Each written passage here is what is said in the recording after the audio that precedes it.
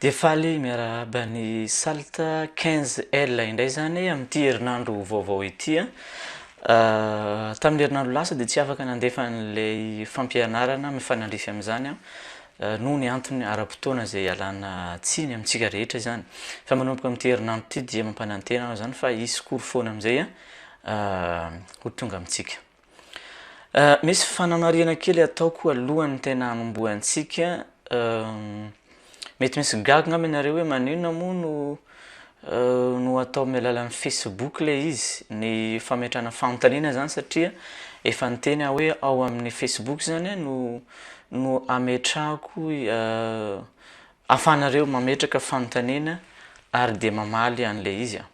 Ny antony satria ny Facebook zany zao no hitako fomba tsotra indrindra sady mora indrindra azonareo rehetra atao ny mahita ny message sy ny sisa sy ny sisa. Ny Skype no noeritreretintsika tamin'ny voalohany kanefa amin'izao dia hita fa tsy mety ilay izy, impossible ny hisy Skype zany.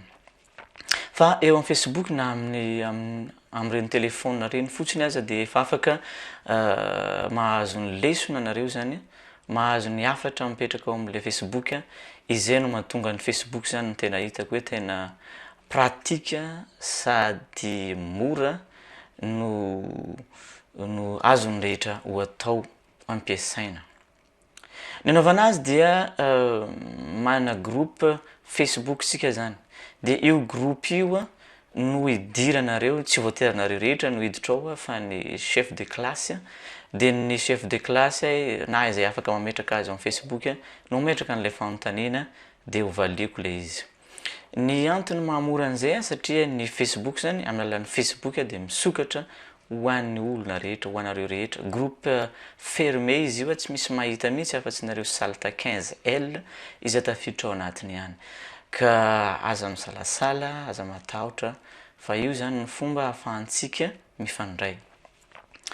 Ny mety misy aminareo miteny hoe Facebook zany tsy tsara zany, tsy mendrika, atsika zany ny manao an'izany. Kanefa tadidio fa ny zavatra rehetra dia misy lafiratsiny daholo, misy lafitsarany daholo, dia ny lafitsarany no jerentsika amin'ny Facebook. Ahafahantsika mifandray, ahafahako mifampiresaka aminareo mpianatra amin'ny fomba mivantana, ary ahafahanareo ihany koa zany mametraka fanontaniana amiko.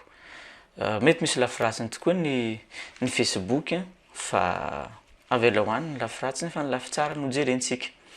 Dia zaho moa fa miteny aminareo foana hoe aza mba manaiky zany ho tara zany mihitsy, fa eo amin'ny fiainana dia miezaha foana mihazakazaka mandeha miaraka amin'ny olona rehetra. Ny Facebook zao ny fomba fifandraisana mora sady tsotra dia ampiasaintsika le izy. Aza mieritreritrareo ka zay nge tsy manam-bola anaovana Facebook zao hoe manana internet ny salta, amin'ny fotoana malalaka ahafahana manao zany dia afaka mitsorikana, soratana amin'ny taratasy le izy dia omena ny chef de classe na izay afaka mandefa azy ao amin'ilay groupe Hebreo salta 15, dia ao zany nareo no mametraka an'ilay fanontaniana.